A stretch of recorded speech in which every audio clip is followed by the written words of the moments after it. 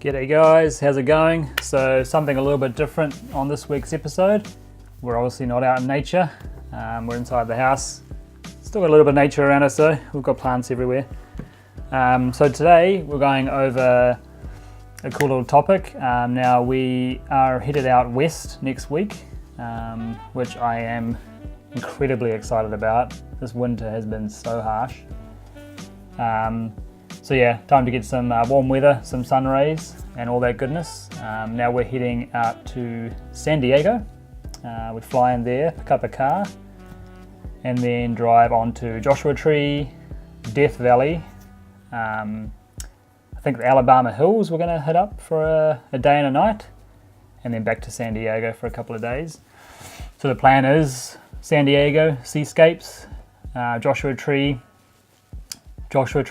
epic like rock formations, night skies, the Cholla Gardens, that's how you pronounce it. I really want to photograph those. So all that goodness, and then on to Death Valley, where the plan is to shoot mesquite sand dunes, hunt down some awesome mud cracks. I think we're going to go to like the Uber Crater, and also out to the racetrack Playa, which is going to be so cool. Like, I'm so happy we're going to be able to make it out there this time. Only downside is we were not actually going to be able to make it to Dante's View, which I really wanted to photograph, because we didn't go there last time, but unfortunately it's actually going to be closed because of maintenance or something like that, I think. So, oh well, you can't get to every location, but I'm definitely fully stoked on where we're going already, so that's super cool. And then I just did a little bit of research, and I didn't realize that the Alabama Hills, Alabama, whatever, I'm not sure, is actually like an hour and a half's drive from where we're staying in Death Valley. So we're gonna leave maybe a day early. I don't think we need to leave a day early, but we're gonna spend a whole day, afternoon and a night in those hills. Because I didn't realize how close we were, as I said, and they just look amazing. Like, the rock formations and stuff are crazy, and then you've got obviously the views of like the Sierra Mountains and stuff. Like, oh man, it's gonna be so sweet. I'm just so excited to see some mountains that have like open rock faces that aren't just completely green, so that's gonna be super cool. And then yeah, back to San Diego for a day or two, maybe shoot some more seascapes and stuff, or just check out the city in general and just hang out, so it's gonna be a good time. But yeah, so the point of this video is I thought I would go through my camera bag for you and show you what I'm taking along. So yeah, let's dive into the bag. Alright, so the bag is a Timber Shootout 24 litre. I've had this thing for quite a while. Oh, it's pretty heavy. There you go. It's a great little bag.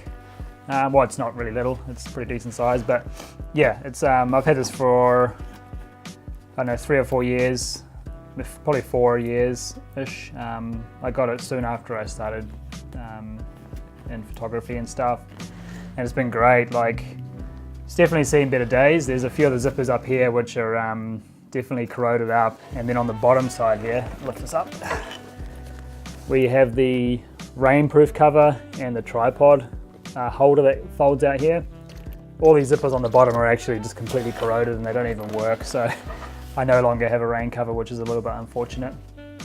Just from shooting on all the coastal scenes, like putting your bag down the sand or getting splashed by salty waves and whatever else, and obviously myself not cleaning it has corroded it all away, so it's a bit of a shame. But not to worry, it still works just fine for now. There is a couple of bags that, yeah, I would like to get, or just a new bag in general, but yeah, we'll see. It's not a big deal. So yeah, let's dive into the inside of the bag. All right, so we'll unzip this here. Open it up. Check it out. So, as you can see, it's pretty jam-packed in there, to be honest. Definitely need something a bit bigger next time. So, we'll start with the camera bodies. Let's start with this one. So this is the Canon 6D. This will be my backup body for if something was to happen to my main body, obviously, and just to have as a second body in general. So one of the plans with this as well is if there's lots of really high wind when we go out to Mesquite sand dunes and we're not really able to change lenses and stuff because of the conditions, what I'll do is I will have my main body mounted with one lens and the second body mounted with a second lens, so I can just switch it out without having to switch lenses, obviously. So that's going to be super handy to have. And the 6D, it's not the Mark II, it's just the Mark I. Super great camera, the files are super nice. Yeah, great all-rounder. And main body for the trip will be a Canon 5D Mark III. Yes, that's the Mark III, not the Mark IV. I know the Mark IV is much nicer, but when I purchased this about a year or so ago, I just couldn't justify the extra $1,000 at the time. But now that I'm doing more video work, it's like I would definitely like a few of the features that are in the Mark IV. But it's all good. This is still a little trooper, and this works perfectly fine for all the stuff I use at the moment. So it's the main body. I also have a little L bracket on there. This little piece here. This is super handy for mounting on the tripod, the vertical and horizontal compositions. Much easier and nicer than having to rotate the ball around the ball head. I'll put those over there, and you might be wondering what this third camera body in here is, and I'm pretty excited about this one. This is a Canon EOS M9. So this is actually a film camera. Now I'm really excited to shoot a bit of film on this road trip. You see, there's no LCD there, obviously. But yeah, so I'm gonna be shooting a bit of film. I'm gonna only take like 2 rolls with me. So it's about 72 photos, I think. But yeah, listen to it. Doesn't that just sound great? So yeah, and also the cool thing about this is I can mount all of my Canon lenses straight onto this body. So yeah, super versatile. It's awesome. Shoot a few portraits, bit of landscape. It's gonna be great. Over there. All right, let's move on to the lenses I'm going to be bringing. So we'll start off with this prime lens here. This is the 50mm 1.4 Art from Sigma. I'm sure you've all heard of this lens. It's pretty awesome. It's just tack sharp all the way down to 1.4. Now I'll be using this lens here mainly for a bit of portraiture throughout the trip of Christina and other things I see around or whatever. So yeah, portraiture, landscapes, maybe some sort of abstract landscapes as well, just to get that nice tight crop on there. But yeah, I absolutely love this lens. It's not light, it's actually super heavy. It's like made out of pretty much metal. It's yeah, it's a beast, but I got to bring it because it's just awesome. So that's definitely coming with us. And this will be a great component to go with the film camera to create those super nice blurry backgrounds shooting at 1.4. It's going to look so good.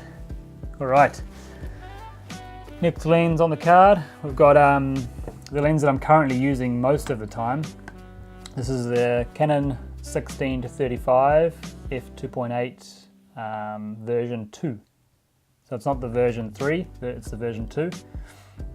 When I purchased this lens, I don't know, a few months back now, I just purchased it used. It's still in all good condition, and it was about, I don't know, half or even less of the price of a new version 3. I know the version 3 is newer and better and sharper and everything, but this is still a great little lens, and it serves me perfectly. And with this lens, being super wide angle, you can really accentuate those foregrounds. So I have a few shots in mind that I really like to get that are around the place of like the mud cracks in Death Valley, the Mesquite sand dunes, like really accentuating the leading lines of the sand dunes and things will be super fun. And obviously being nice and wide and a fairly large aperture, I'll be using this for all the astrophotography, which will be super great. And it just so happens while we're out there that there's a new moon, so it's going to be the darkest skies around, so this lens is going to be getting a lot of use, and I love it. So fun. Alright, on to the next one. we have the beast.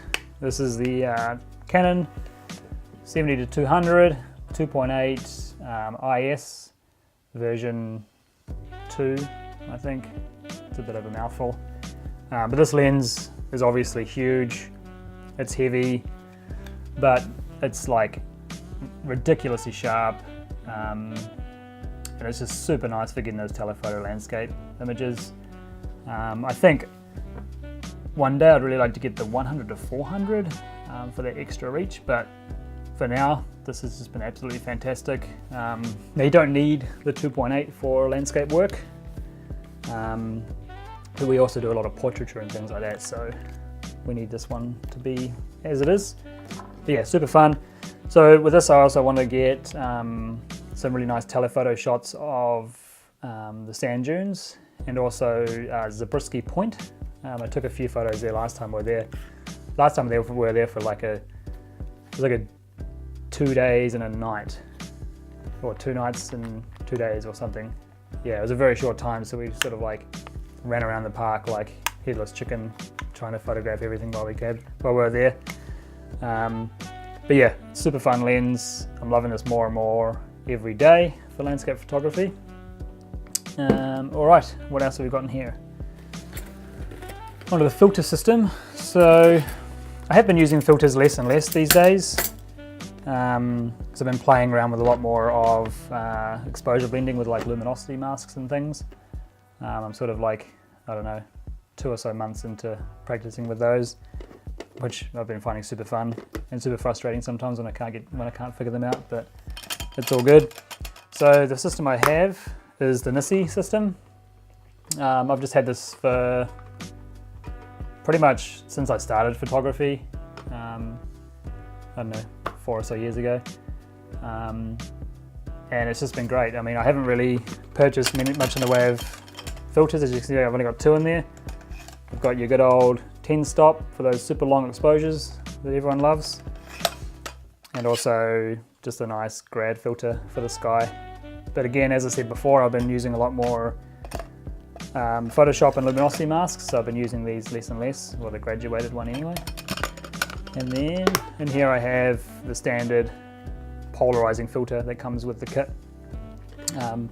I think if you were to buy one filter, if you only have to have one filter in landscape photography, you'd want to have a polarizing filter.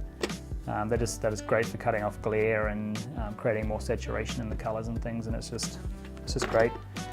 And then filter holder, just a standard filter holder, the Nisi one.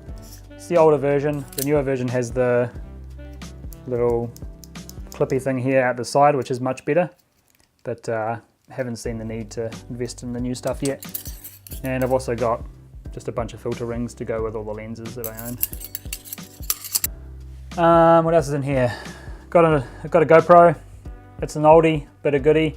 I'll bring this for just emergencies and stuff, and maybe if it's like a super windy, sandy day out of the dunes, I might film a vlog on this instead of the main vlog camera, just because obviously all weather sealed. So those are great. Power dock, everyone needs a power dock, just for charging phones and whatever else. Always great, we've got a couple of them. And shutter release cable. Just the cheapest one I could find, works fine, they don't break. Well, I don't think they break, but yeah, that's all you need. And then this little baggie here is what carries my new light for vlogging. It's called the Aputure M9. These have always been, these are apparently quite a popular little light. It's actually what's lighting the side of me right now, side of my face, can you see? Just over here. So yeah, I'm actually using this for when I vlog some astrophotography on this trip.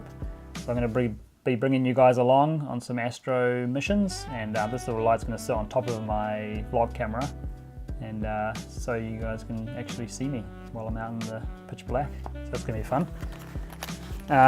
What else have we got in here? So that's all that's in there. And then in the lid here of the bag, SD cards. Always got to bring lots of SD cards.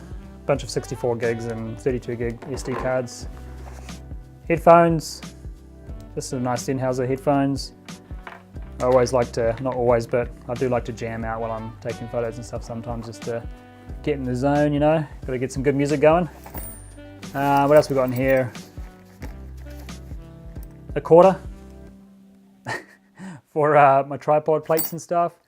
And a few like Allen keys and things for tripods and tightening things. Gotta love tightening things. This time I'm bringing a compass with me, so when I'm out in the desert, in the middle of nowhere, if I do get lost or whatever, or the things on my phone dies, I'll have a compass to see me right. Also, gotta have a whole lot of lens cleaning cloths.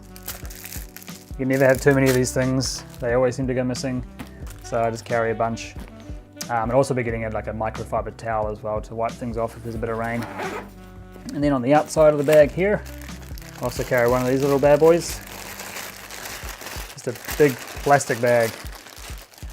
And you can stick your camera in here. Whoa. You can tighten up the drawstring and then have your lens out here. Camera body in here. And it just stays super dry. These things are like a no-brainer, to be honest. Like if it's super windy, if it's super rainy, or if you're on the coast and you're possibly going to get splashed by waves and stuff, it doesn't hurt to put one of these on just to protect your gear. I did use this more when I had my 70D body, because it's not fully weather sealed and stuff. I do use it less now that I've got weather sealed gear. But if it is really bad conditions, these things are great. Put that down there. Alright, so one other lens actually is the vlogging lens. This is the lens that I vlog on. I'm currently filming on the Sigma 35. That's why I'm able to get a little more bokeh. But yeah, this is my main vlogging lens. This is the 18 to 150. It's quite a long zoom range, but it's just super handy for vlogging. It's a basic like kit lens, but the image stabilization of this thing is really nice, and it's obviously not like super tack sharp or anything, but it's definitely sharp enough for vlogging, and I've been just super impressed with this thing. 18mm isn't as wide as what a lot of vloggers go, but it's fine for me on this tripod that I use, and that extra reach is just super handy. So yeah, great little vlog lens. I love this thing. Alright, so speaking of vlogging gear, obviously if you've been watching this vlog for a little while now, you know that I had purchased the Canon M6, which is what I'm filming on right now. So this is going to be my main, well, this is my vlogging camera that I'll be bringing on the trip with me. And I carry it on a SIRUI, however you pronounce that tripod name, the SIRUI T-005KX tripod. I was using just a standard GorillaPod for a little while, but all the little joints on it seemed to like loosen right up, and it was just a real pain. And it was super low as well, so the perspective was always from like on the ground. So I purchased this little tripod. It was nice and cheap, like $99 from B&H, and it extends quite nice and high. It's super light, and it's just much more nice and versatile for the vlogging stuff. And then my main tripod is up here, filming it on another camera, is the Manfrotto 190 Pro aluminium version. I think that's the name. Actually, there it is. 190X Pro 4. There we go. Yes, it's aluminium. It's not carbon fiber. I'd love a carbon fiber one day, but yeah, I'll definitely get there. I've had this one for a few years now, and it's just an absolute beast. Like, it's super strong, super versatile. So yeah, it's done the trick for me so far, and yeah, it's great. All right, so there's actually one more bag that I'm going to be bringing with me. It's this timber satchel bag. Super comfortable, great for like around the city if you just want to carry a few little bits and pieces. And I'll actually be carrying all my vlog gear in this thing. So in here I do have all my vlog gear will be going in there, and then I have this little pouch here which has like all the little chargers and cables and stuff that I'm going to need for the trip. And then on the other side has all the batteries. There's Canon batteries, there's my vlog Canon camera batteries, AA batteries for audio recorders and things like that. And there is actually other chargers and stuff we'll be bringing as well. I'll just bring as many as I can because you never know. Canon camera batteries last like so long anyway, so I probably won't go through them all. And in regards to filming the vlogs, recording the vlogs, I use this H1 Zoom, little audio recorder. And then connected to this is a Rode Lav Mic Plus, which I record all my audio to and sync later on in post. Alright guys, well I think that's all the gear I've got to show you for today. So if you've liked what you've seen, please hit that thumbs up button. And if you're not subscribed already, then maybe click that subscribe button down there. And yeah, got any questions, just drop them down below as well and I'll be sure to get them answered for you. Oh yeah, and when this video goes live, I will be out in Joshua Tree actually. So I'll see you guys in a couple of weeks. Alright, peace. See you in the next episode.